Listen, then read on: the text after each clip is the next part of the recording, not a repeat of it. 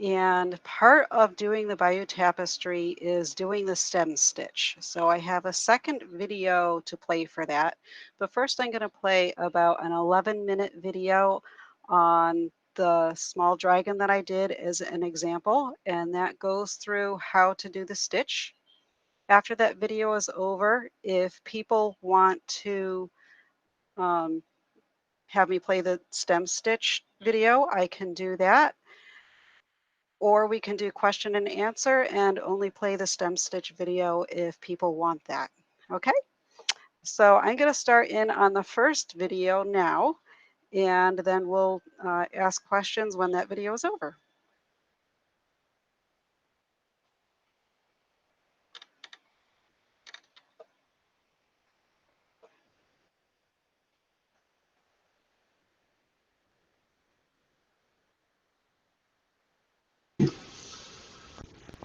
Let's start with the materials we're going to use in our project. Clippers, a tapestry needle, your thread, DMC is good to learn with, your pattern, a choice of frames, and your background cloth.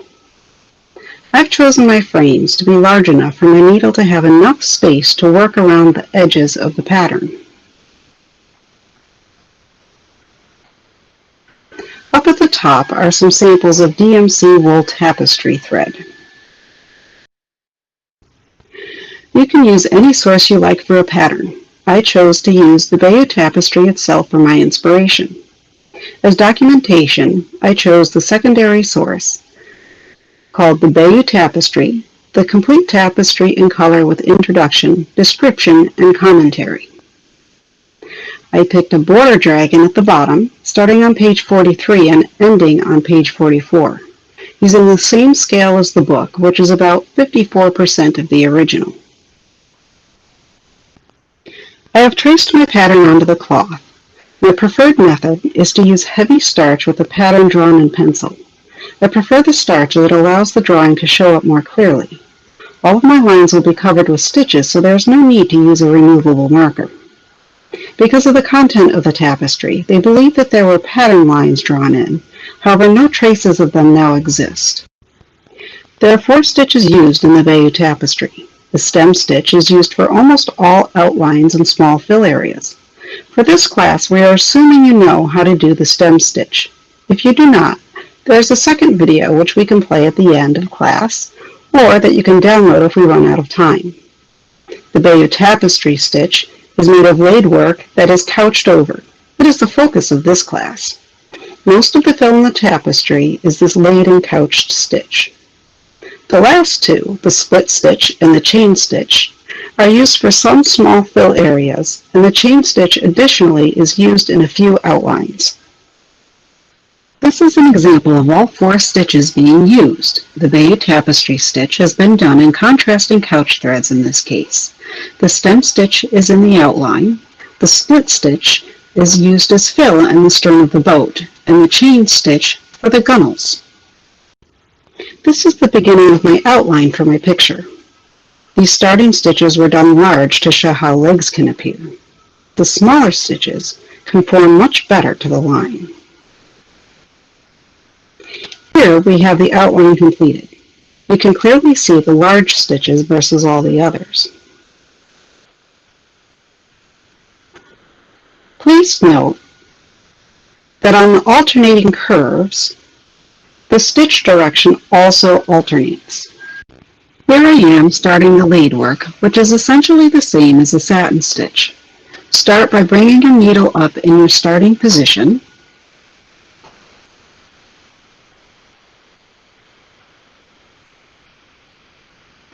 Then going back down at the furthest point across your open area. I use a straight of grain for guidance on this.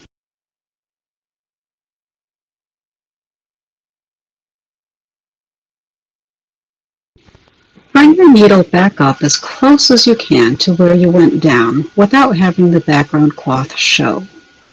If you need to, put your needle through the outline thread in the back to get closer to where you went down with the needle, so that the top stitches can be close enough together to cover all of the background.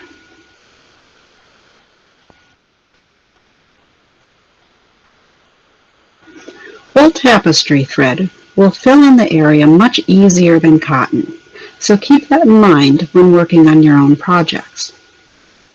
As seen here, if one or two stitches are too far apart, you can use the next stitch to push them back in line, as shown, or redo the stitch. I will be filling in all of the open area with the laid work. When I get to the leg, there will be a direction change. Here the laid work has been filled in down to the direction change. With any thread, you want to make sure there is no visible gap between sections. In the new direction, start your stitches inside or overlap them just a bit as you go.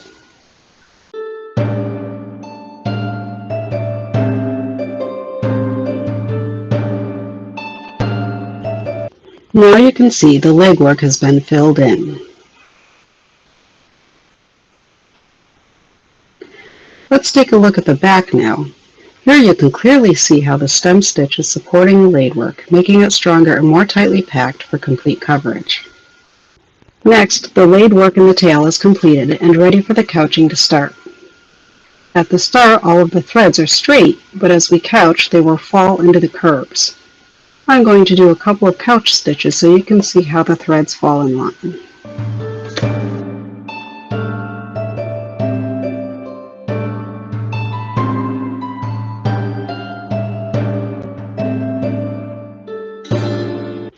Now that the tail is done, you can see how nicely the curve comes out around it.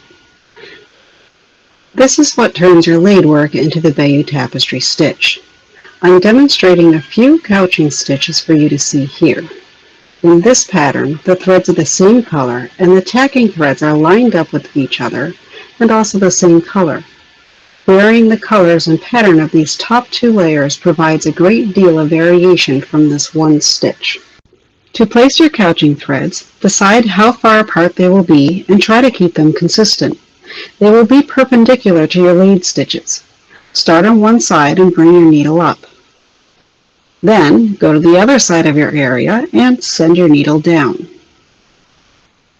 If the couching thread is pulled too tight, it will make the backing show through. Keep your tension light enough to prevent this effect. When making your tacking stitches, place them parallel to the laid work.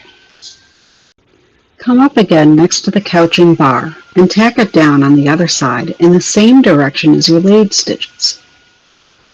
Continue down the bar at a visually pleasing interval until all your tacking stitches have been completed. Keep your tacks in an even pattern over the full area, be they matching or offset. Let's take another look at the back. You can see where each couch and tack is done and how little thread covers it. As the work progresses, there will be more, but don't worry about how clean or messy it is. The tapestry has all ranges from very neat to very untidy. On the front again, the couching for the blue portions has been completed. In the smaller areas, the stem stitch is being used, such as in the mouth. The wingtips will also be done in stem stitch. The next tricky area will be the eye. I have drawn where it will be, but that will be covered by laid work before I'm ready to add that detail. The couched threads will become a new outline for where the eye will be, and I will add the details around that. The ear is the next direction change. It is also slightly curved, so I will lighten the tension to make sure the threads can curve too.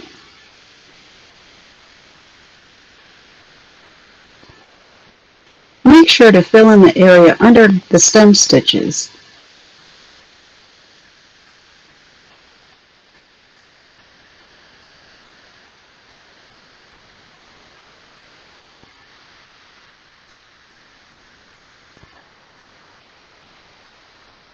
And here is the couching.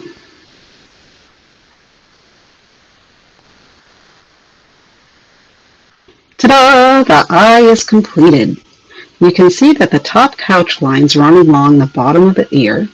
Then there is the contrasting color for the eyebrow, followed by the same color again just under it. The eye is a couple of small stem stitches and is underlined by another couched thread. The rest of the face is couched in the same color. Now on the neck, I'm going to cover up those large stitches with laid work again.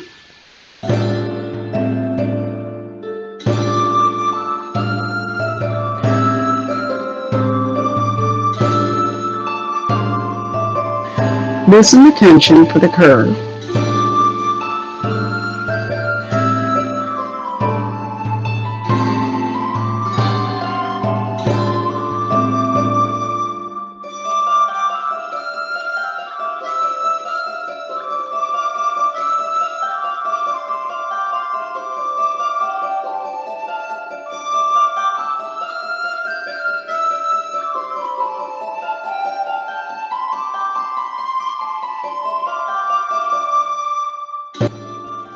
Arriving at the next direction change, I will use the couch thread to cover the seam so it's not noticeable that there is a direction change here.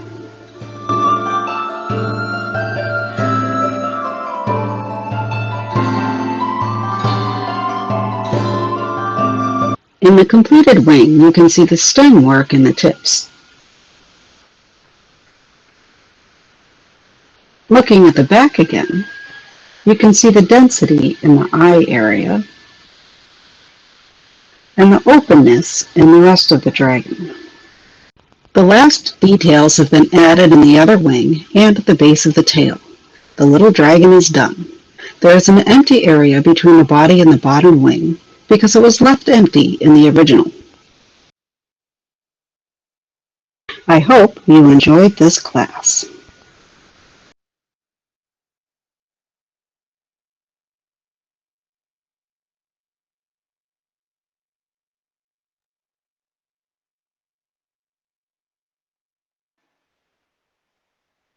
Okay, so I'm wondering, does anybody have any questions?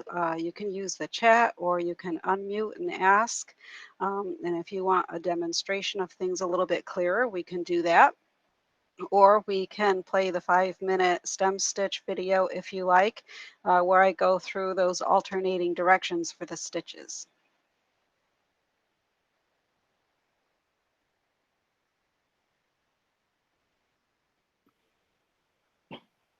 So I had a question about going around the curve because you demonstrated, loosening the tension to do that.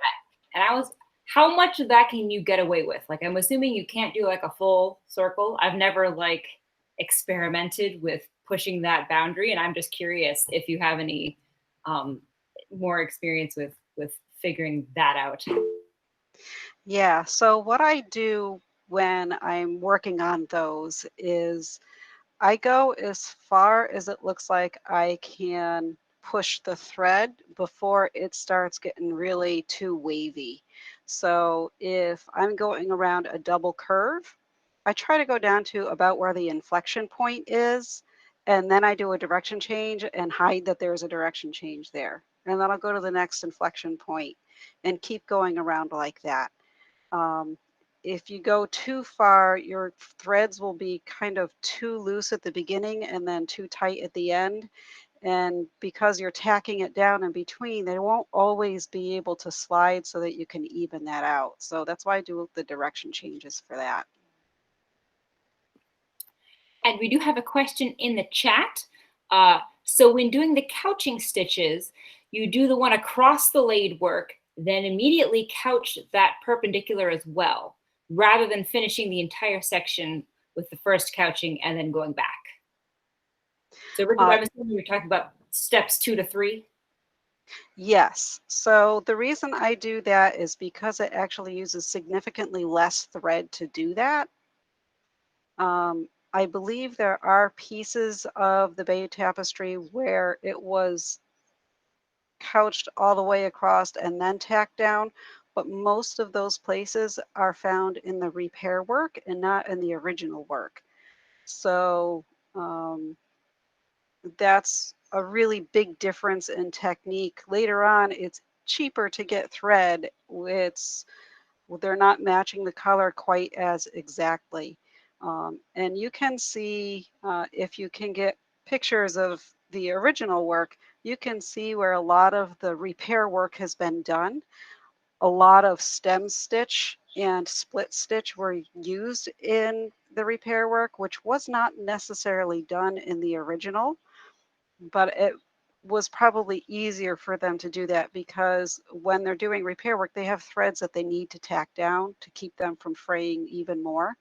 And the stem stitch and split stitch allows them to do that.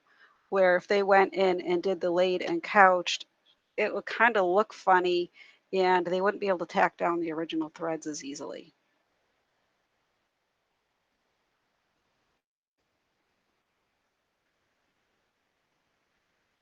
So does anybody else have any more questions? I can play the split or the stem stitch video if you like.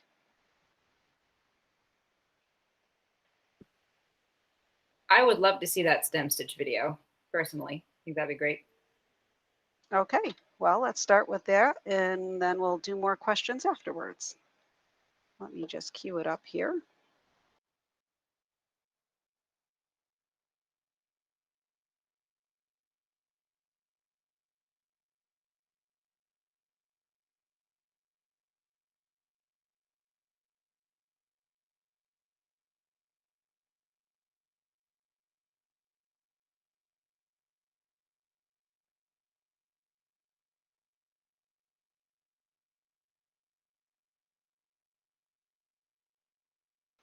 Both of my tabs say the same thing, so hold on while I get the right tab.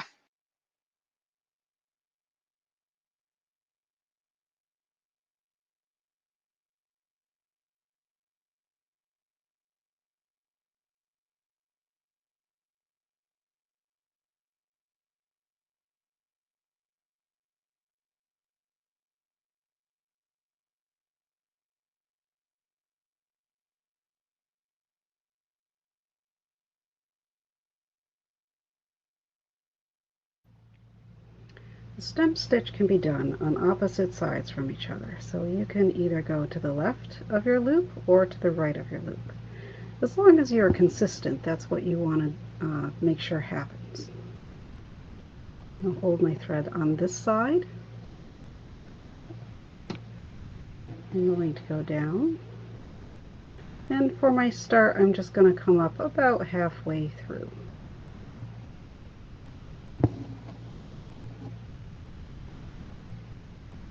For my second stitch, I'm going to go down, and then I am making sure that my loop is on that side so that when I come up through my cloth, it's on that side of the thread.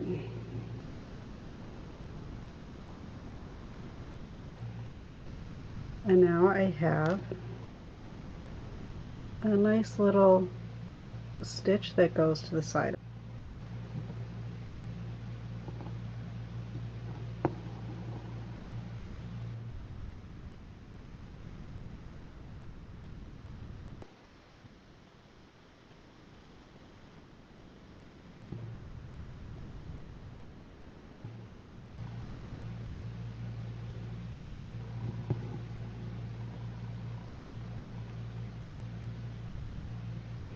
For my last stitch, we don't want it to look too long at the end, so we're just going to do a half of a length at the end.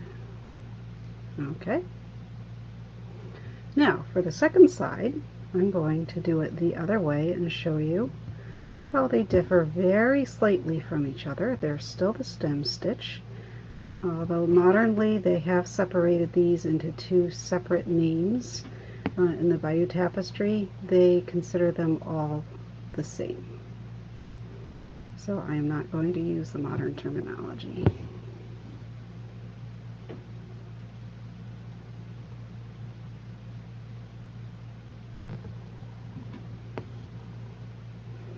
Now this way, I'm very carefully making sure my loop goes to the other side of my needle.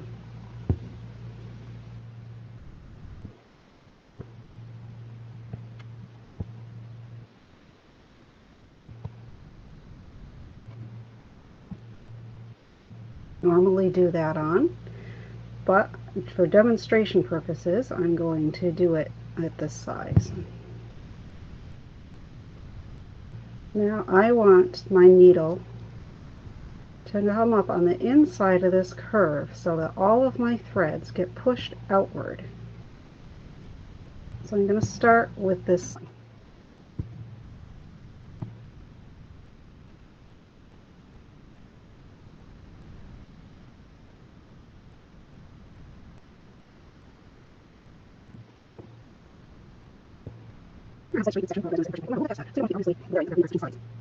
Go to the next stitch before we switch sides where that curve is starting again.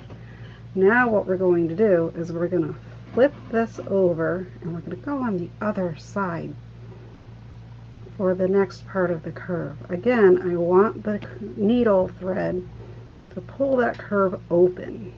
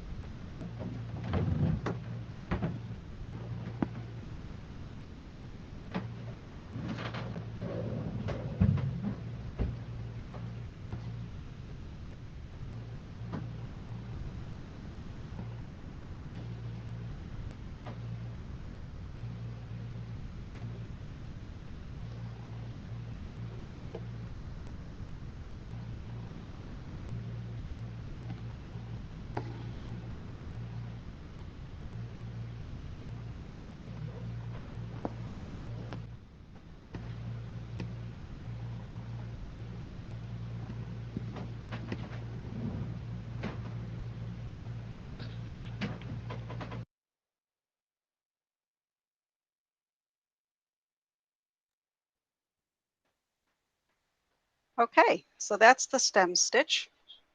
When you're doing smaller circles, switching sides becomes much more important. When you're doing large gradual curves, you don't need to do the switching sides so much because the threads aren't going to cut a straight line across as much. So that's the difference of when you want to use it and when you don't. If you get a smooth curve because it's large enough to not zigzag, then you don't have to switch sides. Any questions? Okay, do other people have work that they want to show and tell on, or do you want to walk through practicing it yourself some?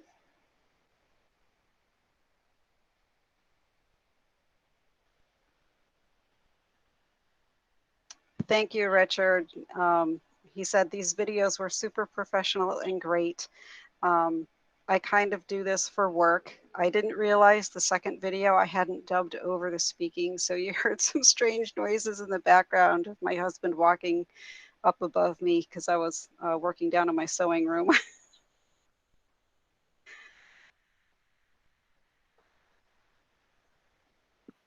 Yes, Gerhardt was very impressed that there was a soundtrack.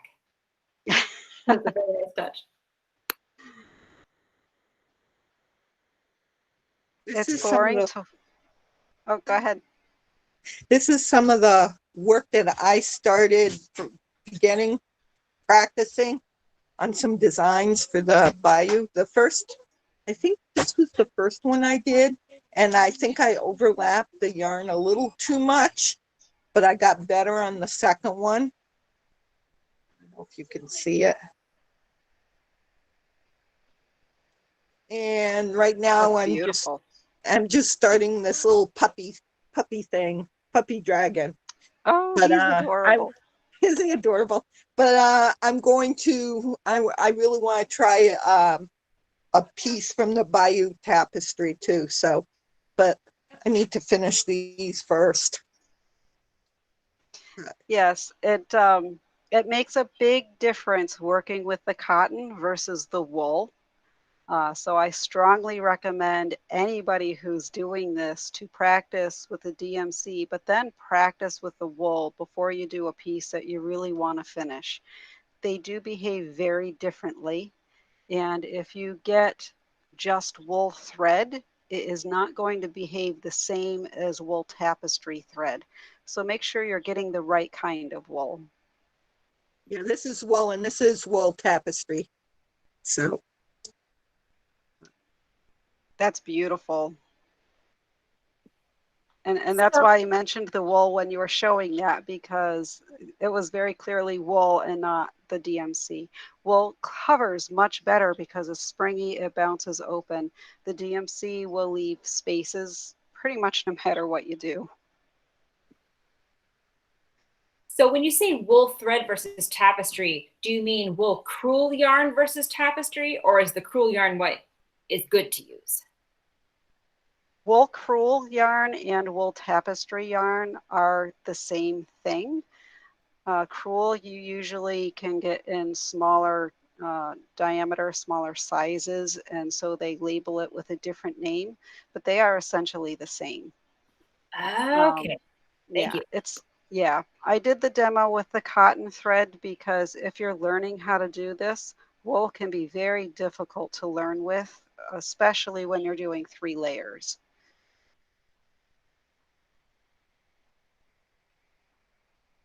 The reason I kept my sample piece at the same size as the book that I was using was because I didn't want to take an exorbitant amount of time in showing you all the different bits and pieces and a lot of time just stitching, um, which if I had done it full size, there would have been a lot of just stitching happening, which is not as much fun to watch when you're trying to learn.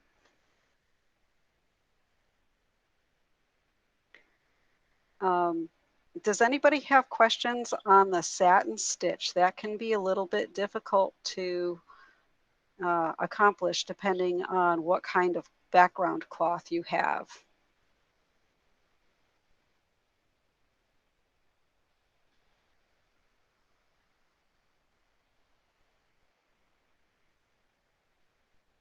No questions on that one?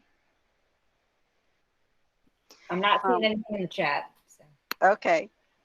So something I did notice, I don't think it was on the Bayeux Tapestry itself, but I have seen it in other places.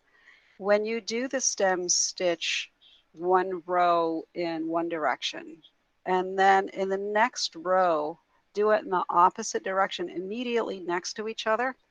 If you match your stitches, it looks like a chain stitch. So it's hard to tell unless you have the actual original piece.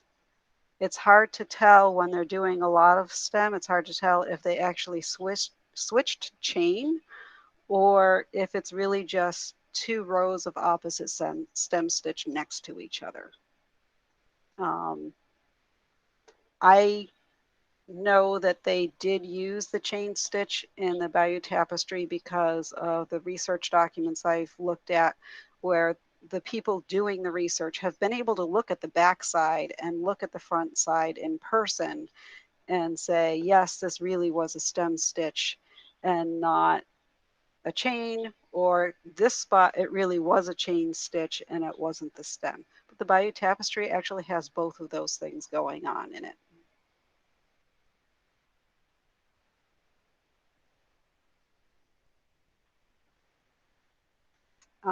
One of the things that I struggled with a great deal was choosing colors to use for this.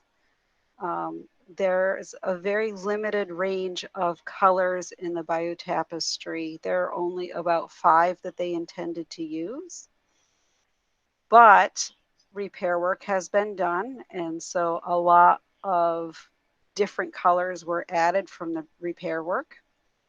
The original colors for the threads have stayed very, very well, and a lot of the repair work has faded to kind of a straw yellow, where they think it was colors to match what was there originally, but the new dye didn't last as well as the original dye.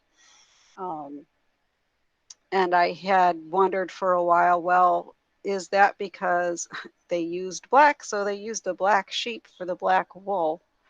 But no, they didn't do that. They actually dyed the wool for the colors that they had.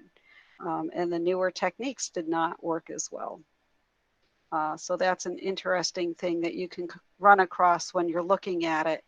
And the newer work, again, I said they did a lot of split stitch and a lot of stem stitch where it was originally laid and couched. Do you know approximately when the restoration work was done? I'm just curious because I know like the way people have approached restoration has changed through the years. So I'm curious what decade that happened in. Restoration work, some was done in period. Some was done pretty close to right after World War II. And there was a good chunk that was done in between those time periods as well. They know that there's one panel that is completely missing. So they have no idea what happened to that or when it went missing. They can just see the evidence of the stitches where there used to be thread and there no longer is. The ends have gotten really beaten up pretty badly. So most of the restoration is on the ends. And there's a decent amount on the borders. I don't know when the most recent repair work was done on it. I would have to look that up. But I do know that there's a large amount of it done right after World War II.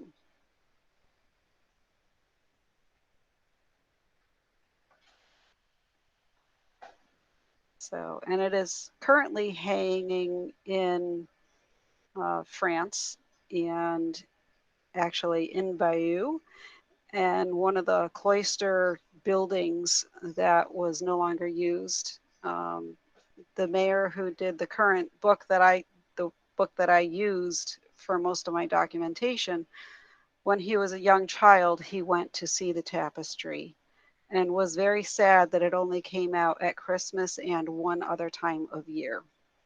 And so when he became mayor, he made sure that it got funded so that the entire tapestry is now on display in a large oval display and lit nicely so everybody can see it and you can walk around the entire thing and see the entire tapestry.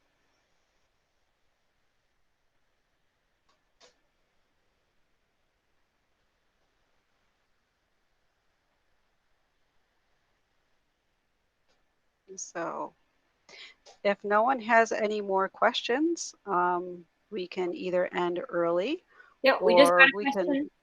Okay. What's the name of the book? Yeah, so any books you had to recommend would be awesome. Let me see if I can pull that back up here. Hold on one second, and I'm going to see if I can grab my slides. And then I'll be able to show the slide here.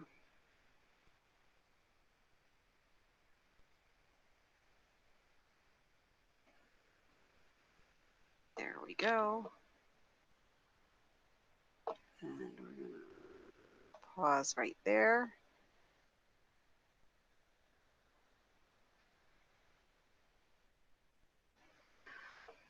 Okay, so this is the book that I used. I'm not showing pictures of it because of copyright reasons. I did not have enough time to write to them and get permission back to use their pictures, which is why my pattern was grayed out in the video. But I do say exactly where he is found. And I know that if you go to the museum that has the Bayeux Tapestry, they were sold out. But it was about 3 weeks ago, Thames and Hudson did still have copies of it for sale. So if you go directly to the publisher, you can get copies. If you go to the museum, you may not be able to get copies still.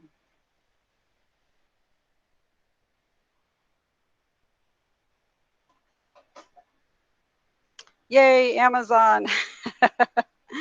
Apparently they have 15 copies currently.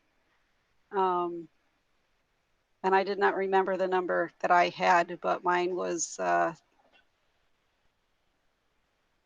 was over 1,000, but I don't remember the exact number that I had for my book. But the original print is all numbered.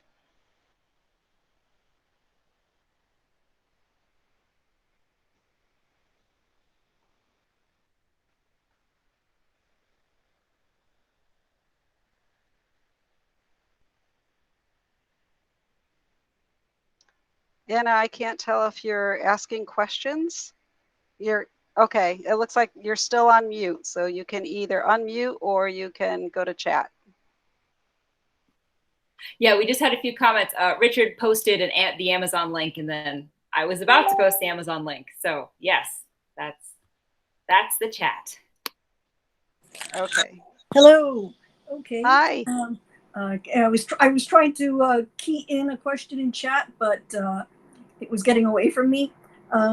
So the question I have is how many thread? I mean, in how many? I guess not. What's the word I'm looking for? Threads. How many would you recommend per? Strands. How many strands? That's the word I'm looking for. Okay. How many strands do you recommend for doing this sort of thing? How many strands per thread do you recommend for this kind of project? It really depends on the size that you're doing. Mm-hmm. So for this, I used 3 strands because it was proportional to the size of the image I was doing. Mm-hmm. If I were doing it in 100% size with the DMC cotton, I would use 6 strands. Mm-hmm. And if you're going to use the crewel embroidery tapestry thread, or if you're going to use the full-size tapestry thread, you can do that with 1 strand. Okay, great. Mm-hmm. So, yeah. I mean, the only thing I have available to me is the DMC stuff, actually, and the DMC sharps, the DMC sharps. But Yes, and the tapestry thread that I showed in the video also is DMC, but it's quite a bit thicker than their crewel wool. But other companies don't make a differentiation between the two. So it depends on which companies you're working with. And with fading over time, that nice, pretty sea green blue on one part of the tapestry might be a pretty dark sea green blue, and they won't necessarily match. For the black, by the time they get to the end of the tapestry, they actually ran out of black and they switched to a dark navy, a very dark navy blue that's almost black. And they know they ran out because it happens very consistently in one section of the tapestry where it's all black. It gradually goes to the dark navy, and then it's all dark navy from the rest of the way over. All right. Thank you. You're welcome.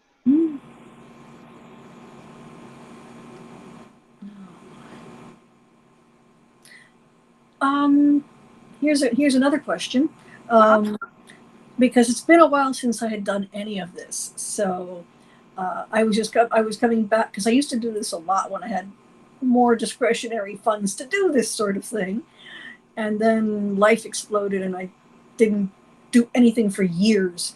But what book would you recommend other than this? Obviously for big major projects, but what book is there? A book you might recommend for those of us who are who basically need a refresher course as to what stitches are good for what things, for what what effect you're trying to go for, or is there like a? Oh my goodness, there are so many. Reader's Digest did a fantastic book on all sorts of embroidery stitches that is focused just on embroidery. And then they did another book that is focused on a huge variety of things where they have a great list of just beginner embroidery stitches, not how to put them together, but how to do each individual stitch. And this is Reader's Digest? Yes. Wow. Okay. So, Thank you. Joanne's Fabrics has a ton of books. I actually have a giant stack of about that high of books behind me that are all different varieties of how to do different styles. So I have some on white work, some on gold work, some on black work. I do a lot of handkerchiefs because I like to do a lot of lace. So that's where a lot of my focus is. But the Bayeux tapestry stitch, my grandmother taught me when I was 4 years old to stop me from pulling threads out of the couch. So, so and I was shocked. My second or third year at Penzic, I saw a class on the Bayeux tapestry stitch, and I said, I'm going to go learn something new because I never heard this name before. And I got there and I said, oh, it has a name other than just embroidery? Okay. So to me, this is my favorite stitch in the world because it's the one I've been doing the longest. Thank you. So I'll have to go to Joanne's and see what I can pick up there. Amazon, you can search on Amazon. There will be a ton there. You can go to YouTube if you are not very good at learning out of books. YouTube has a lot of fantastic videos, and you can pick up pretty much anything you want from YouTube. Pinterest has a lot of great stuff. If I'm looking for what do I want to do that's going to be period work, I go to Athena's Thimble. Okay. And Athena's Thimble is great at saying, okay, in this style of embroidery, here are a lot of the stitches they used. It's not a end all complete extensive list, but it's a lot of them. Okay. And there's a lot you can do. Yeah. Just for sheer grins, I was, this is a scrap from a prior project that I would just. Nice. But they did that kind of embroidery a lot.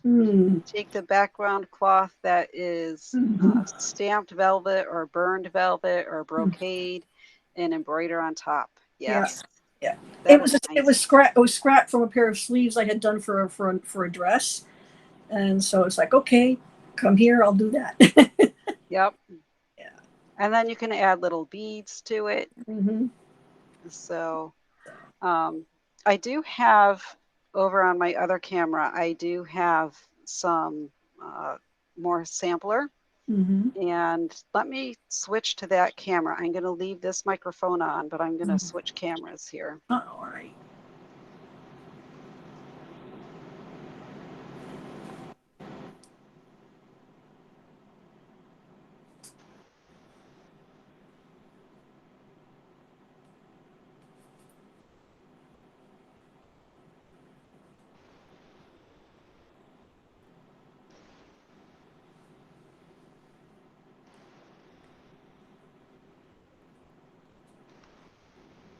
Oh, hold on. I need it to.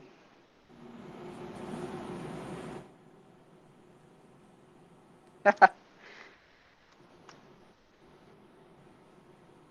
trying to get it to switch so that it looks at the table instead of, there we go.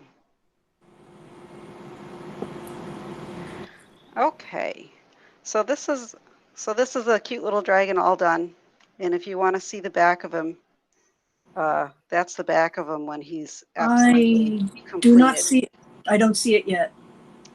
Okay. Oh, is this one presenting? Hold on. I just see the letter C, your initial. Oh, I've got a bar covering the button here. Hold on 1 second.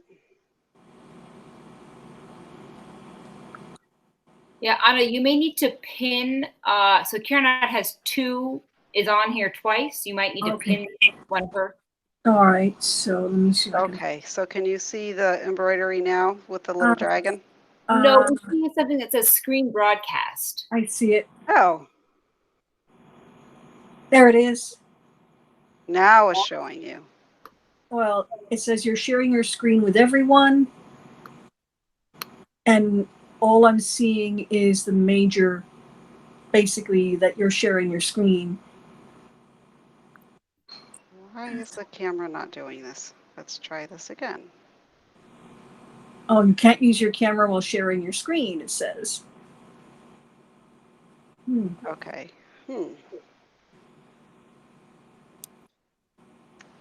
All right, well, I will bring it over to the other camera then, and we'll stop trying to use this one. I don't know why it's not doing that. Okay.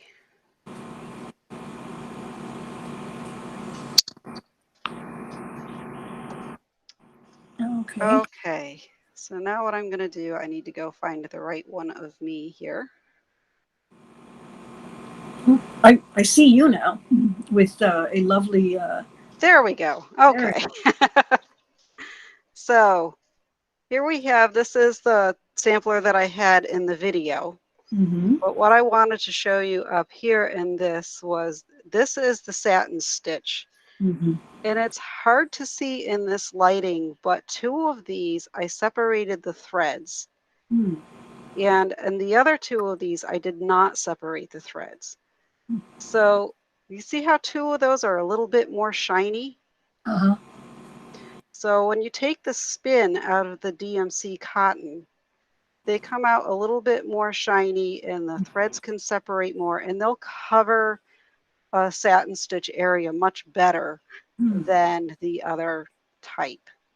And something else I want to show you here is, you see how this line kind of separates from itself. Mm-hmm. I used the same row to put all of my stitches in on that line. And I end up with this groove here, which if I'm going to do an outline stitch or a stem or something over it, that's perfectly fine. But if I want my two areas to blend together and not look like they're separated, I overlap them just by one or two threads in the background cloth. And now I have a straight line, but they don't look separated. Okay. So, and then the other thing with your satin stitch, see how very little thread there is on the back. And you can do that. I have a little bit of a trick that I do with that, where instead of going one row of thread, so if I've got a line here and a line here, actually I'll do it this way. I'll come up for my satin stitch here, and then I'll go back down over here. Or I'll go back down, but then when I come up in the next row, I'll come up over here. So I've got a space in between. And then I go back over, and what this does is it gives me a little bit of a back stitch effect on the back of the cloth. You see where it's a little bit thicker here? Yeah. I can get my threads closer together, get better coverage, and not pull the background cloth out of line so And it that also, everything stays straight much better. yeah, it's a lot more even. Yeah. Thank you. So that's just a little bit of a trick that you can use for satin stitch. When you're doing the Bayeux tapestry, if you do your outline first, you can use your outline stitches for all of that support. You don't have to do any little tricks like that. So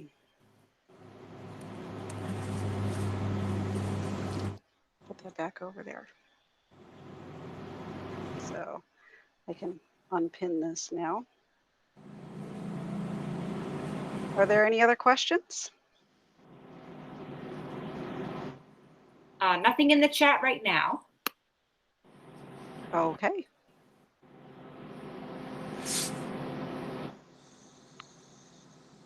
And I can't see everybody's face, so I can't see if anyone else is looking like they want to ask questions or not. I don't see folks unmuting at the moment. Okay. Okay, and I'll put my personal email address in the chat as well. I think everybody has my my SCA.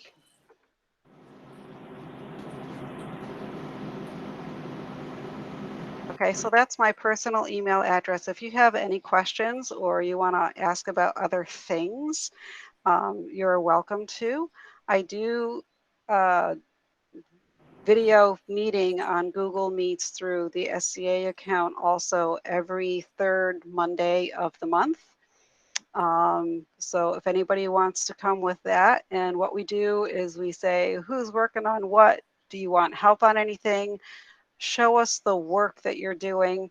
And that is up on Facebook. And so I'll post that meeting today. So anybody who wants to join it, you can just go to that Facebook group and join that group, and we can do any stitches that you want.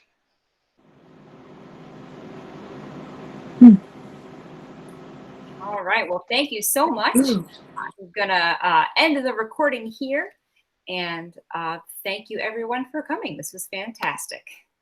Thank you. Thank you for having it.